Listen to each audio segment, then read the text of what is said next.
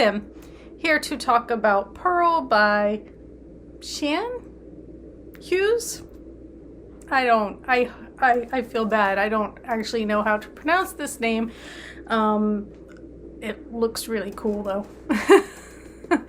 In any case, I found this book at my library, and I recognized it as having been on like a prize shortlist last year. I remember it because it was kind of made a big deal out of because it had been published by a very small publisher. I think it's called Indigo, and in the UK, and then the Indigo Press. And then this edition was printed by Alfred Knopf. So I guess they either got the like North American rights, or, you know, because the book had buzz, they got the rights to produce a version of it. It's not very long. It's only about 210 pages, and I didn't really know anything more about it except that I recognized the cover, the title, like, you know, from all of the buzz last year. And so I just decided I'd give it a try. It is very much literary fiction. I guess I should have expected that, given that it was shortlisted for like a major book award. Those tend to be literary fiction-esque books. And to be fair and honest, I'm not a huge fan of lit fic, just because a lot of times I find it kind of boring and meandering and pointless. That's just me. Like, it's like, plot, what plot? And yeah, so this is of that ilk. It is the story told by a woman named Marianne. She is currently, I'm guessing, around 40 years old.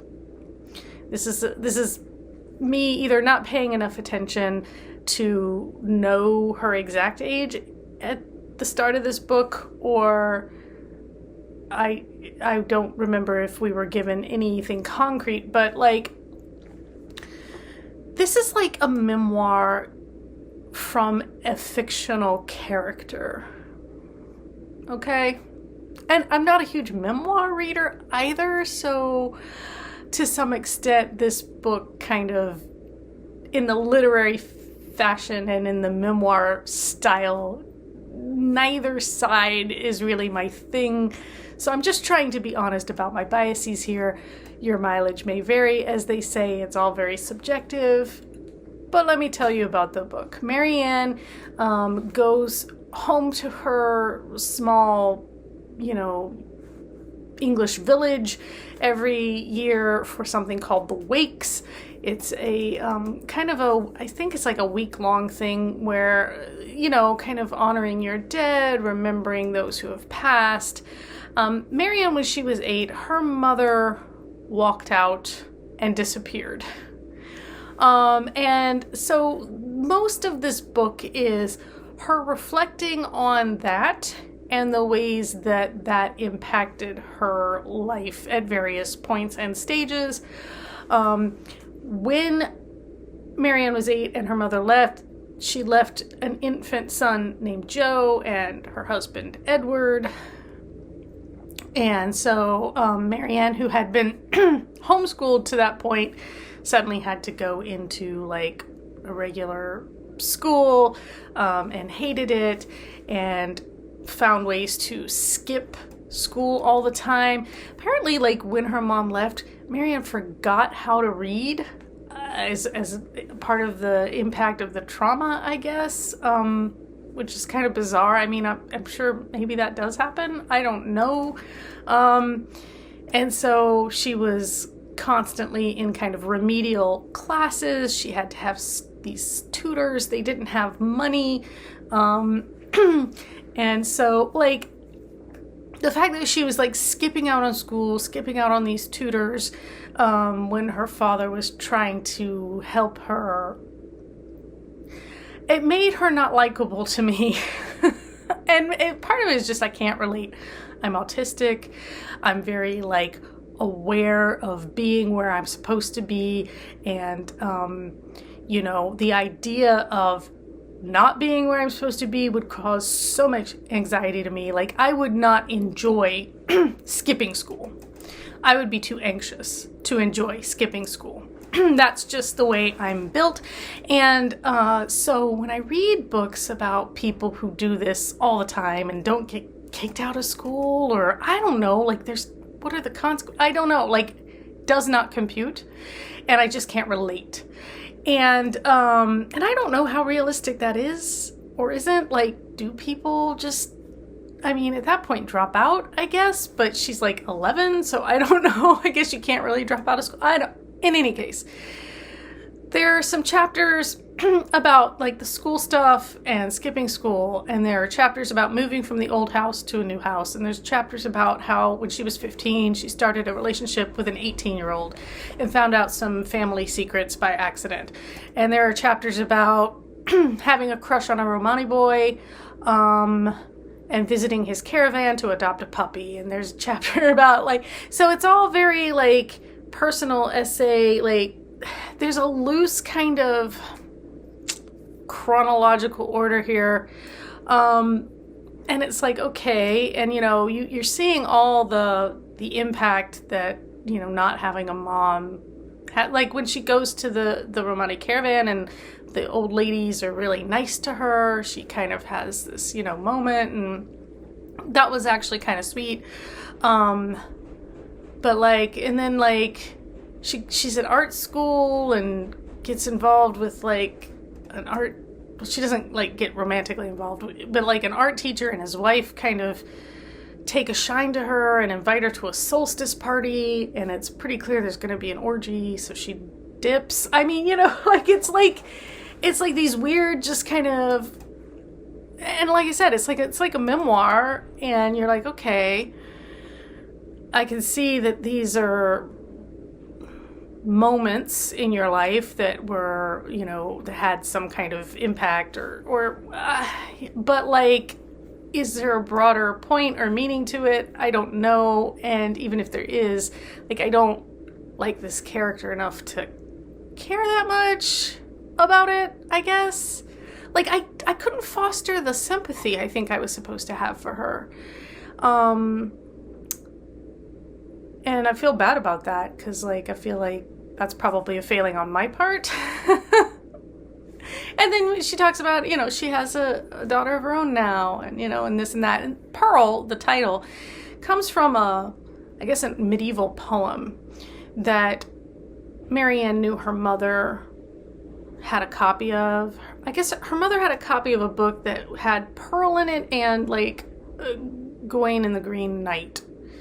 And Marianne assumed that Pearl had some kind of meaning for her mother, but I think over time she begins to realize it was actually Gawain and the Green Knight that had more meaning for her. I don't know.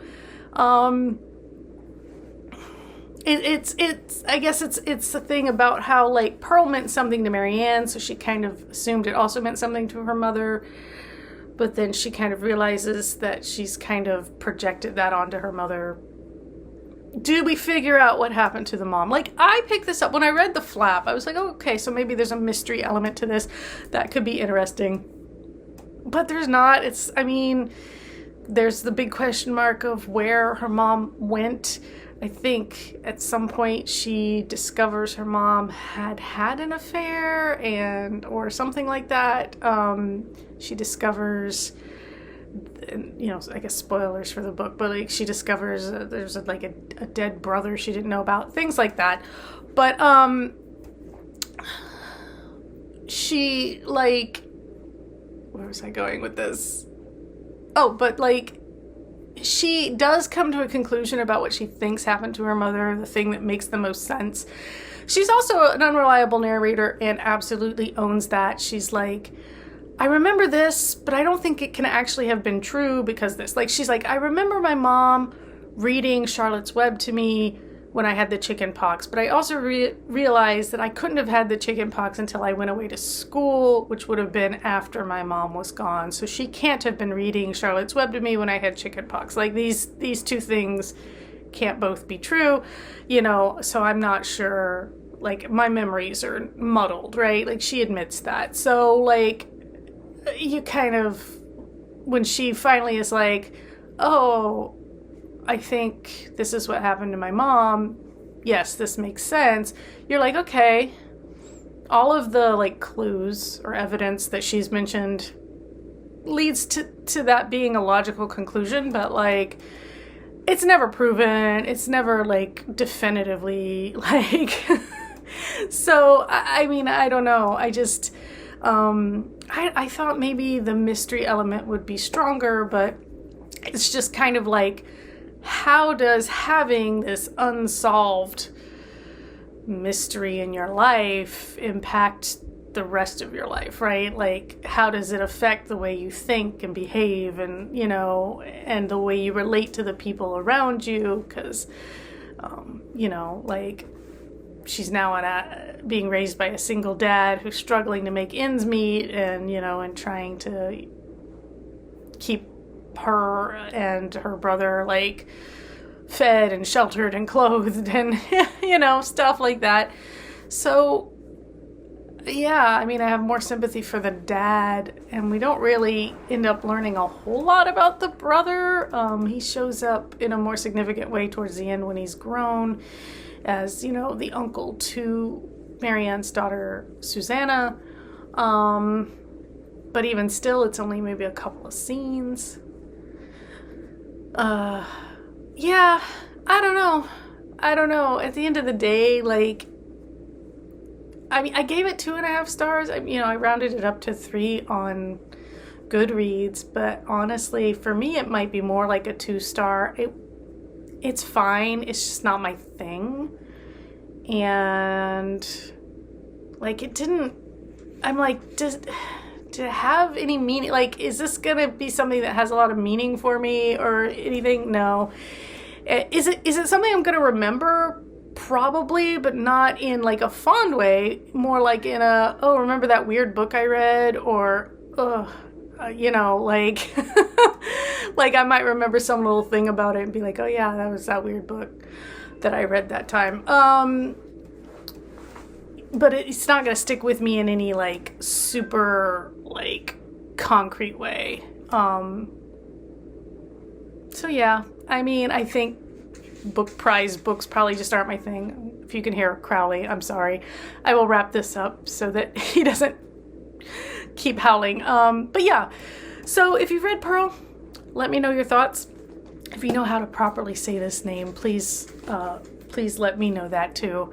I feel really bad. I mean, I want to say Shan? I don't know. My apologies to the author, who I'm sure is lovely. She looks like a really sweet older lady. It says she grew up in a small village in Cheshire, where she set the book. I don't think I realized this was in Cheshire specifically. I just knew it was in it was in England somewhere. But yeah, I mean, I could see why it's a prize book, but it just isn't. It isn't my thing. I think if there'd been a little more of the mystery element, or even a little more of the spooky, because there are a couple times when you're like, ooh, that's kind of eerie. If there had been more of that, because it's like it's pseudo gothic in places, but not fully gothic in places, and or it's not gothic throughout, I guess. So yeah, I don't know. I think I wanted something different from it than what it is, and that's my fault for not doing more research or something. And it's just, it's not the book's fault, it's not the author's fault. It's fine. It wasn't for me. All right. I got a couple more library books on tap, and until next time, take care.